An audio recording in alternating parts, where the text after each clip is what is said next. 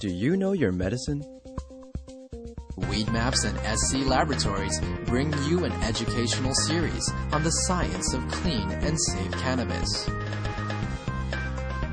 Today's cannabinoid profile is on cannabidiol. Cannabidiol, or CBD for short, is the second most prominent compound found in the cannabis plant. A lot of the medical benefits of cannabis that are attributed to THC or other cannabinoids are actually due to the CBD content of the cannabis. It has very strong anti-inflammatory properties.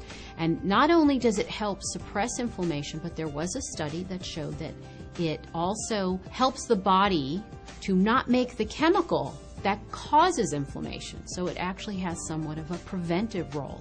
Cannabidiol has also been found to have anticonvulsant properties in that it can reduce the seizure threshold for a number of patients. I've had my own patients who have said that once they started using CBD-rich strains, they have found that they have had less episodes of their seizures. CBD is synthesized in the plant through the same pathways as THC, CBC. It starts out as geranyl pyrophosphate and olivetolic acid.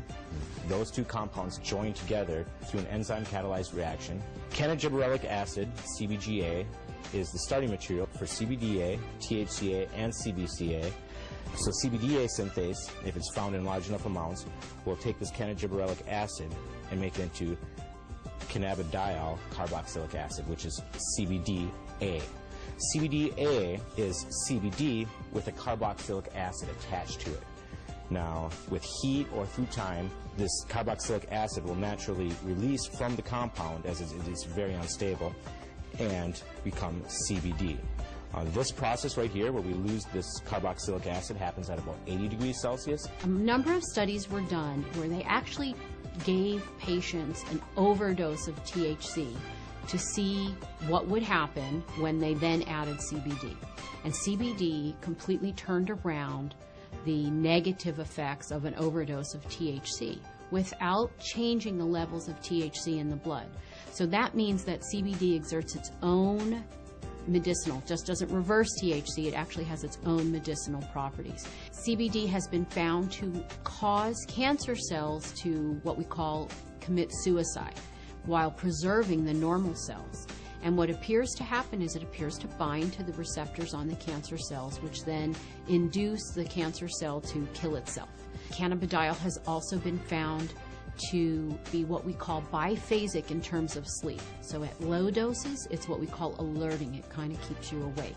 At higher doses, it can be very sedating and cause you to sleep. But what's nice about that is you can control whether or not you are alert or you're feeling tired. When I started testing cannabis about 2 or 3 years ago, we saw virtually no high CBD plants. Almost every plant we tested was high in THC, anywhere from 10% to 20% THC, with some outliers on either end.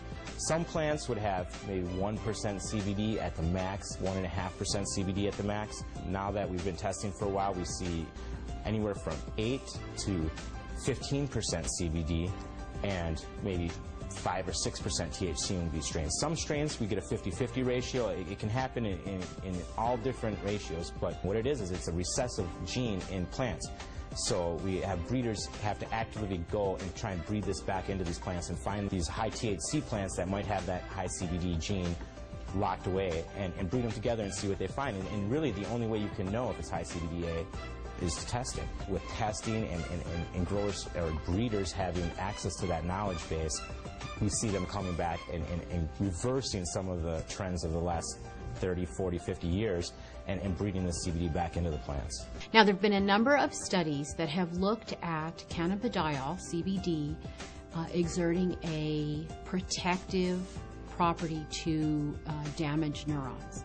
And it appears that in the studies, CBD protects the nerves by inhibiting the process by which nerves are damaged. CBD has also been shown to protect against brain injury. When patients or lab animals have had a brain injury, CBD appears to protect the brain from damage that occurred to the nerve cells. The studies have shown that it can actually fight MRSA, which is methicillin-resistant Staph aureus, a notorious bug that is resistant to a number of antibiotics. A topical application of cannabis was able to fight the infection, and the MRSA was eradicated from that infection site. SC Labs tests for CBD with a high-performance liquid chromatograph, also known as an HPLC. There's two different ways you can test for cannabinoids. It's either with an HPLC or with a GC. If you hear of someone testing with other methods, it's probably not a scientifically validated method. But the problem with the GC is that the GC uses heat to test for these cannabinoids. And as I said earlier, all the acidic cannabinoids are very sensitive to heat. So the GC can give you no information about the acidic cannabinoids. It can only tell you about the non-acidic cannabinoids. The heat is decomposing these compounds. It's definitely decarboxylating all of them. And you're trying to measure it as these compounds are in a state of flux. And that's just, it's kind of fuzzy. So we use the HPLC because it keeps the cannabinoids in their natural state. They're in their liquid state. There's no alteration. There's no heat or anything like that happening. And so we get a much more accurate and a much more realistic picture of what's actually in the sample that we're testing. One of the important things for people to understand about cannabidiol is it is not psychoactive. That means it does not change your mood, your mentation, the way that THC has psychoactive properties and can actually cause what we call the high. CBD does not do that. For patients who are not interested in the THC effect but are interested in the CBD effect, this is a terrific choice for them to have.